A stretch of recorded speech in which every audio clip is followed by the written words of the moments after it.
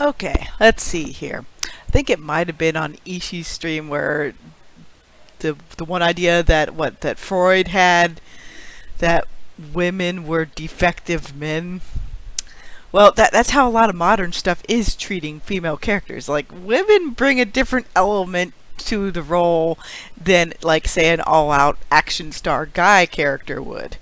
It, all the stuff on my feed just got me thinking, especially about, like, when do you have training montages? When do you not? I mean, personally, in a lot of books I've read, especially in the military sci-fi bent, a lot of them will have a lot of training montages, and some people end up getting their training as the action develops. But I find that while some people still crave that whole basic training setup, I only lightly touched on some of the training in Uplift Protocol, mainly to showcase a point of how Earth was getting ready for various shenanigans happening outside their immediate territory. And like the Demis have training facilities all over the world, to help master their powers. I just highlighted some of Eliza's training in the very early book, in book 0, just to showcase like a funny moment where yes, she can fly, but she has to learn how to like master it, and so that's why she kind of crashes into the wall and goes sliding across the dome, and like, oh, I meant to do that, really. Kind of, oh boy. But that's why I had Doc and Golden Bull Tear react to all that. It's like, yep, there she goes. But I also have time skips because I didn't want to concentrate on something like that wholesale. Because a lot of superhero prose does linger on, like, this is the hero training up for their big moment type of deal, when what's refreshing with New Olympus Saga and even a lot of the Heroes Unleashed stuff with the Silver Empire is, yes, they'll showcase a few little things here and there, but it's not the overall main focus. They want you to be able to jump right into the action, the mystery, whatever the build-up is with their superheroes. Because if you're familiar enough with like certain kinds of tropes, you don't really need to have some of the training montage in there, unless you go with what Mr. Kit does, where certain elements of police procedure and check your corners, kind of like some military training. Yeah, that's in there for his part for Heroes Unleashed, but he's showcasing highly specialized training, which can sometimes be a little bit different than just the standard train up the hero aspect. And all in all, and I'll bring up this quote as well, by DJ here to bridge, basically what I've said, what Kit said, and what Jaggy was saying, Miss Lamplighter there. You write training sequences if the story requires. If you start incompetent, there must be a training montage. If you don't want a training montage, start without needing the training. Either way, it has to serve the story, which is true. If something really isn't needed, you can cut it out. You can switch it around, because the draft doesn't have to stay the same.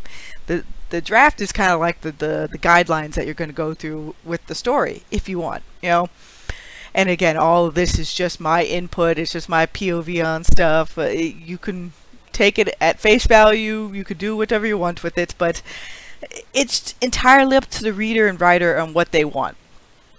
I'm burnt out on a lot of the in-depth training stuff. Maybe it's because I also went through basic training with the Navy. It's basically a setup to where it breaks down the character completely and remolds them. Now, say if you have a completely unruly character that has no discipline, and then this basic training aspect is something that reforges them. Yeah, I can see why a lot of military sci-fi would have that, especially if they start off with a character that's very, say, self-centered and fairly not, narcissistic. Because go me, I need more coffee. But yeah, if you have something like that, that's understandable. But sometimes when I'm jumping into a space opera or space fantasy, it's like, okay, yeah, the training's there, But with the words, you can also imply that a lot of people have had years of training. Like Sitar has had a lot of training. A lot of the light shamans / light sages from Whiteholm have had a fair amount of training. I showcased a little bit of Eliza's kind of like learning the martial arts she can use through the dreaming. She's by no means an expert right now, but I just highlight a little bit of it, but not to the point where it's like overkill. Because in a way, Eliza can't follow every single bit of training advice she gets because her body works differently. Demi.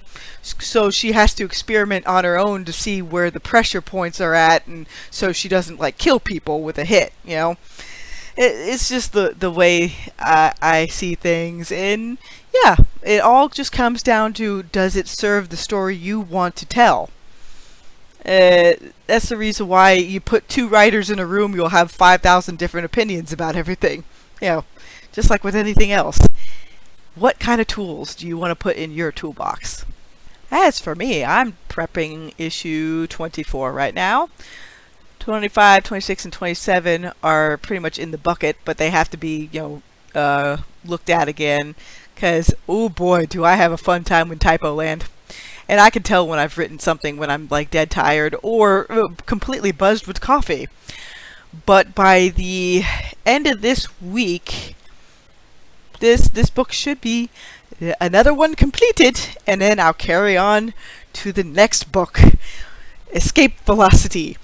Again, each title of each book, I try to tie in to whatever themes are going on currently in the book, and then with the overall series. And there's many kinds of different kinds of escape velocity, which if you haven't been reading along, one of the major plot lines for the next book will be, oh my, how will Ritark, Doc, and the lovely Lady Matarn get out of shenanigans over in Allfather country? Oh my, oh dear. It'll be a rather interesting conundrum. So, have a good day, everybody, and remember, keep writing.